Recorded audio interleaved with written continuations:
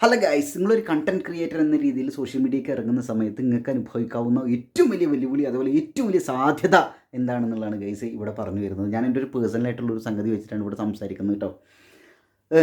സംഭവം നമ്മളെ നമ്മുടെ കഴിവുകളെ ഏറ്റവും പരിഹസിക്കാൻ വേണ്ടി, ഏറ്റവും ഒറ്റപ്പെടുത്താൻ വേണ്ടി, കുറ്റപ്പെടുത്താൻ വേണ്ടി, നമ്മളോട് ഭയങ്കരമായ രീതിയിൽ സഹതാപം കലർത്തി നമ്മളുള്ള കോൺഫിഡൻസിനെ തകർക്കാൻ വേണ്ടി, പിന്തിരിപ്പിക്കാൻ വേണ്ടിയുള്ള ശക്തി നമ്മുടെ വീട്ടിൽ നിന്ന് തന്നെ ആയിരിക്കും വരേണ്ടായിരിക്കുക.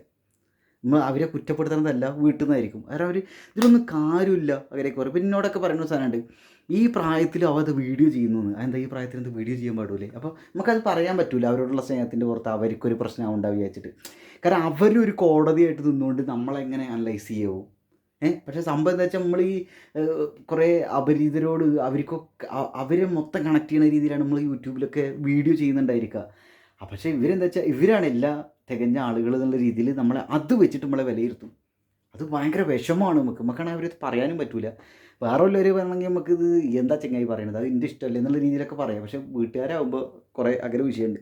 പിന്നെ ഇതിൽ ഏറ്റവും വലിയ സാധ്യത എന്താണെന്ന് വെച്ചിട്ടുണ്ടെങ്കിൽ, നമുക്ക് ഇപ്പോൾ എൻ്റെയൊക്കെ ഒരു സംഗതി എന്താ വെച്ചാൽ, അങ്ങനെ പറയുന്നതിൻ്റെ ഇടയിലാണ് ഇപ്പോൾ കഴിഞ്ഞ മാസം മുതൽ എൻ്റെ ഫസ്റ്റ് ഇൻകം വന്നത്. കഴിഞ്ഞ മാസം. അപ്പോൾ ഇത് മാസം മാസം നല്ലൊരു എമൗണ്ട്, ഞാൻ എമൗണ്ട് പറയില്ല, ഇത് സോഷ്യൽ മീഡിയയിൽ നിന്ന് ഉണ്ടാക്കാൻ പറ്റും. പക്ഷേ ഞാനൊക്കെ ആലോചിക്കണമെന്ന് വെച്ചാൽ, വേണമെങ്കിൽ 4 പേരെ പച്ച തെറി വിളിച്ചിട്ടുണ്ടെങ്കിൽ, ഒരു കോൺട്രവേഴ്സി വീഡിയോ ചെയ്തിട്ടുണ്ടെങ്കിൽ നല്ല റീച്ച് കിട്ടും. വേണ്ടാന്ന് വിചാരിച്ചിട്ടാണ്. കാരണം എനിക്ക് വേണ്ടത് വളരെ സ്ട്രോങ് ആയ ബേസ് ഉള്ള ഒരു സാധനമാണ്. അതേപോലെ നമ്മൾ വെറുതെ കോൺട്രവേഴ്സി ഉണ്ടാക്കിയിട്ട് ബഹളത്തിൽ ഇങ്ങനെ ജീവിച്ചിട്ട് കാര്യമില്ല. നമുക്ക് ആൾക്കാരോട് രസമായിട്ട് സംസാരിക്കാനും, അവരോട് നിന്ന് ചായ കുടിക്കാനും, യാത്ര ചെയ്യാനും, ഒരുമിച്ചിരുന്ന് പുസ്തകം വായിക്കാനും, ചർച്ചകളിൽ ഏർപ്പെടാനും ഒക്കെ അങ്ങനെയുള്ളൊരു സാധനമൊക്കെ വേണം. നമുക്ക് യാത്ര ചെയ്യാനും ഒക്കെ, ആളുകളുടെ വീട്ടിലേക്ക് അങ്ങോട്ട് കയറി ചെല്ലാനും, അവർക്ക് നമ്മുടെ വീട്ടിലേക്ക് കയറി ചെല്ലാനും, ഉത്സവങ്ങളിൽ പങ്കെടുക്കാനും ഒക്കെ.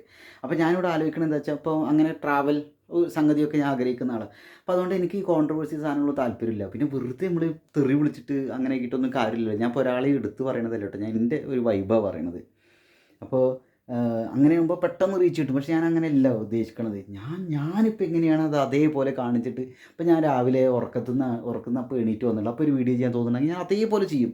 അതുപോലെ പല്ല് കേൾക്കാത്ത രീതിയിൽ വീഡിയോ ആണെങ്കിൽ പല്ല് കേൾക്കാത്ത രീതിയിൽ വീഡിയോ ചെയ്യും. അപ്പോൾ എനിക്ക് അപ്പം തോന്നുന്ന ഒരു സാധനമാണ്. ഞാൻ കുറച്ചുകൂടി ഇമ്പൾസീവായ മനുഷ്യനാണ്.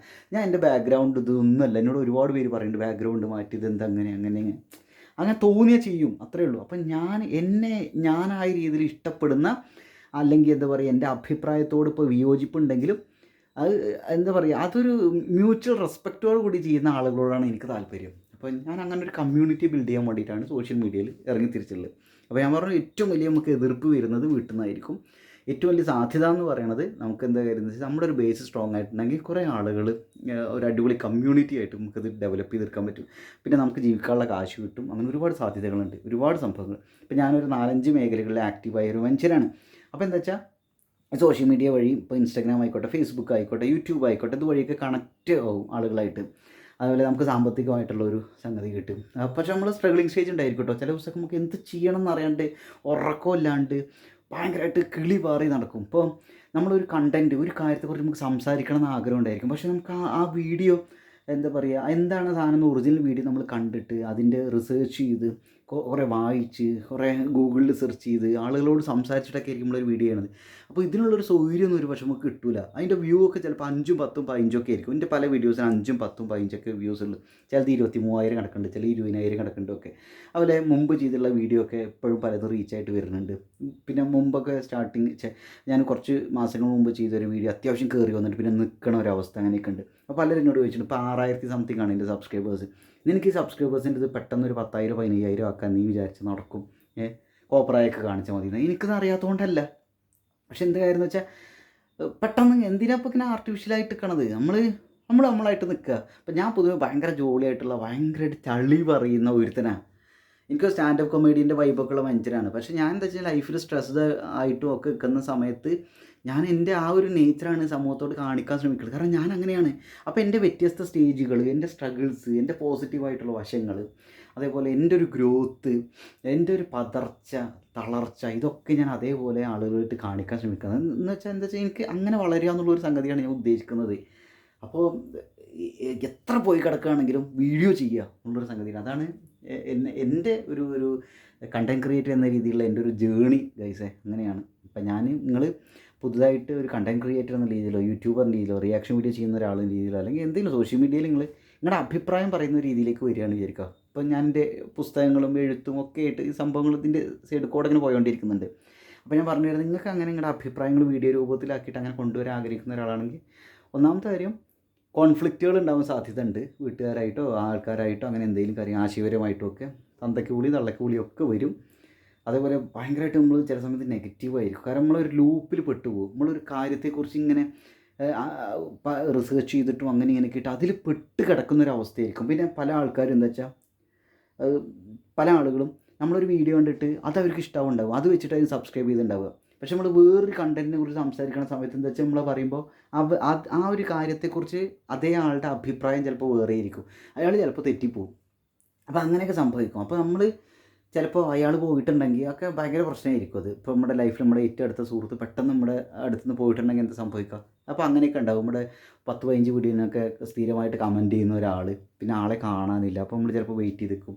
അപ്പോൾ ഇങ്ങനെയൊക്കെ പ്രശ്നങ്ങൾ ഇത് ഓരോരുത്തരും ഓരോ രീതിയിൽ ചെയ്യണത് അനുഭവിക്കണതാണ്. ഞാനിതൊക്കെ അനുഭവിച്ചിട്ടുണ്ടായിരുന്നു. അപ്പോൾ അങ്ങനെയൊക്കെ ഉണ്ടായിരിക്കും. പിന്നെ പലരും നമ്മളെ വിളിക്കും, മെസ്സേജ് അയക്കും, സുഖവിവരങ്ങൾ അന്വേഷിക്കും, നമുക്കൊരു പ്രശ്നം വരുമ്പോൾ നമ്മുടെ കൂടെ നിൽക്കും, ഉപദേശിക്കും. പലരും എന്താ പറയുക, നമ്മളെ പെട്ടെന്ന് വിട്ടിട്ട് പോകും ഒക്കെയാണ്. പിന്നെ ഇതിൽ വേറെ കാര്യമുണ്ട്, അത്യാവശ്യം ക്രിയേറ്റീവായി ചിന്തിക്കുന്ന, റെസ്പോണ്ട് ചെയ്യുന്ന എന്തെങ്കിലും വിഷയത്തെക്കുറിച്ച് അഭിപ്രായങ്ങളൊക്കെ ഉള്ള ആളുകൾ നമ്മുടെ ഇത് കോൺടാക്റ്റ് ഒക്കെ ചെയ്യുമ്പോൾ ഇവർ ചിലപ്പോൾ കിളി പാറിയിട്ട് ഇങ്ങോട്ട് പോകും. അപ്പോൾ നമ്മളവിടുന്ന് ഒരു കാര്യത്തെക്കുറിച്ച് സംസാരിക്കുകയും ചെയ്തു നമ്മൾ ഒറ്റക്കായി പോയി ഭയങ്കരമായിട്ട് ആക്രമണം നമുക്ക് വരുന്നുണ്ടായിരിക്കും, കമൻസും അതും ഇതൊക്കെ ആയിട്ട് വരുന്നുണ്ടായിരിക്കും. അപ്പോൾ നമ്മൾ നടുക്കടലിൽ കൈകാലിട്ട് അടിക്കാവും, ചിലപ്പോൾ നമ്മുടെ കയ്യിൽ കാശുണ്ടാവില്ലായിരിക്കും. അതേപോലെ കണ്ടൻറ് ക്രിയേറ്റ് ചെയ്യുന്ന സമയത്ത് വലിയൊരു പ്രശ്നമാണ്, ചില സമയത്ത് കിളി പാറും, കയ്യെന്ന് പോവും, കയ്യെന്ന് പോവും. അപ്പോൾ എന്ത് ചെയ്യണമെന്ന് അറിയാത്തൊരവസ്ഥ. അപ്പോൾ നമുക്കൊരു ബ്രേക്ക് എടുക്കേണ്ടി വരും. അപ്പോൾ ചിലപ്പോൾ കയ്യിൽ കാശും ഉണ്ടാവില്ലായിരിക്കും.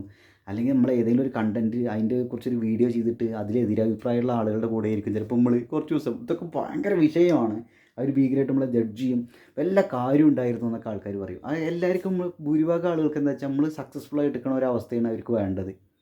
അവർ ഉള്ളിൽ ചിലപ്പോൾ അത് ആഗ്രഹിക്കുന്നുണ്ടാവില്ലായിരിക്കും. പക്ഷേ അവർക്ക് കാണേണ്ടതാ നമ്മൾ തളർന്നു എന്നോ അല്ലെങ്കിൽ നമ്മൾ കുറച്ച് ദിവസം ഇപ്പോൾ ചിലർ എനർജി സെൻസിറ്റീവായ ആളുകൾക്ക് സംഭവിക്കാവുന്ന ഒരു കാര്യമാണ്. ഇപ്പോൾ ഒരു വിഷയത്തെക്കുറിച്ച് നമ്മൾ ചർച്ച ചെയ്തു. ഇപ്പോൾ ഫോർ എക്സാമ്പിൾ ഒരു സ്ഥലത്തുള്ള ഒരു പീഡനത്തെക്കുറിച്ച് ഒരു വീഡിയോ ചെയ്യാമെന്ന് വിചാരിക്കുക. നമ്മുടെ അഭിപ്രായം, ഓണസ്റ്റായൊരു അഭിപ്രായം പറയുകയാണ്. നമ്മൾ അതിൻ്റെ വീഡിയോസൊക്കെ കണ്ടിട്ട് നമ്മൾ വല്ലാണ്ട് നെഗറ്റീവ് ആവുന്നുണ്ടായിരിക്കും. നമ്മുടെ ഉള്ളിൽ ചിലപ്പോൾ ഈ വയലൻസ് കയറി വരും, പ്രത്യേകിച്ച് ഹൈലി സെൻസിറ്റീവായ ആളുകൾ, ഫീലിംഗ് ടൈപ്പ് ആളുകൾക്കൊക്കെ. അപ്പോൾ നമ്മൾ ആ ലൂപ്പിൽ കടന്നിട്ടൊരു കളി കളിക്കണ്ടാവും, ഭയങ്കര പ്രശ്നമായിരിക്കും അത്. അപ്പോൾ നമുക്ക് റെസ്റ്റ് വേണ്ടി വരും. ചിലപ്പോൾ രാത്രിയൊന്നും നമുക്ക് ഉറങ്ങാൻ പറ്റാണ്ട് ദുസ്വപ്നം കണ്ടിട്ട് അങ്ങനെയൊക്കെ സംഭവിക്കാം പലപ്പോഴും. അപ്പോൾ നമുക്കൊരു റെസ്റ്റ് വേണമെന്ന് വിചാരിക്കും, പക്ഷേ റെസ്റ്റ് നമുക്ക് കിട്ടുന്നില്ലായിരിക്കും. അതിനിടയിൽ മെസ്സേജുകൾ, കമൻറ്റുകൾ വരുന്നൊക്കെ നെഗറ്റീവായിരിക്കും. ഇതൊക്കെ സംഭവിക്കും. അപ്പോൾ ഇങ്ങനെയൊക്കെ കാര്യങ്ങളൊക്കെ ശ്രദ്ധിക്കുക. അപ്പോൾ ഇങ്ങനെ ബ്രേവായ ആളുകൾക്ക് മാത്രം പറഞ്ഞിട്ടുള്ളതാണ് സോഷ്യൽ മീഡിയ എന്നാണ് കേസ് എനിക്ക് വന്നത്. അല്ലെങ്കിൽ എന്താ വെച്ചാൽ ഇടയ്ക്ക് എപ്പോഴെങ്കിലൊക്കെ വന്നിട്ട് അവനവന് തഗ്ഗായിട്ടുള്ള കുറച്ച് സാധനങ്ങളൊക്കെ ഇട്ട് അവനവൻ്റെ പണി നോക്കി പോവുക, അങ്ങനെ ഇരിക്കാം. ഒരു ഇമേജാണ് നിങ്ങൾ ബിൽഡ് ചെയ്യാൻ ശ്രമിക്കുന്നതെങ്കിൽ അതിന് കുറേ സാധ്യത ഉണ്ട്. പക്ഷേ നിങ്ങൾ കൺസിസ്റ്റൻ്റായിട്ട് നിങ്ങളുടെ അഭിപ്രായം പറയുക എന്നുള്ളൊരു സംഗതിയാണെങ്കിൽ ഇങ്ങനെയൊക്കെ കുറേ വിഷയങ്ങളുണ്ട്. ധൈര്യമുള്ളവർക്ക് മാത്രമാണ് അങ്ങനെയുള്ളൊരു കണ്ടൻറ്റ് ഉണ്ടാക്കാൻ പറ്റുമെന്നാണ് കേസ് എനിക്ക് വന്നത്. പിന്നെ ഞാനിപ്പോൾ പൊതുവേ പറഞ്ഞത് എല്ലാ തരത്തിലുള്ള കണ്ടൻറ്റുകളെ കുറിച്ചാണ്. നമ്മൾ ടയേർഡാവും, അതാണ് കാര്യം. പിന്നെ ഇതൊരു തളർച്ചയുടെയും തകർച്ചയുടെയും ഉയർച്ചയുടെയും ഒക്കെ വലിയ സാധ്യതകളുള്ള ഒരു മേഖലയാണെന്ന് മനസ്സിലാക്കാനാണ് എനിക്ക് സ്നേഹത്തോടു കൂടി നിങ്ങളെ നിർദ്ദേശിക്കാനുള്ള ഗൈസ്. അപ്പോൾ ഇത് ഞാൻ പറയുന്നത് എല്ലാവർക്കും അങ്ങനെ അപ്ലിക്കബിൾ ആവണമെന്നില്ല. എനിക്ക് തോന്നിയിട്ടുള്ളത് ഇതാണ്. അപ്പോൾ ഓൾ ദ വെരി ബെസ്റ്റ്. ആദ്യമായിട്ടാണ് ചാനൽ കാണണമെങ്കിൽ സബ്സ്ക്രൈബ് ചെയ്യുക.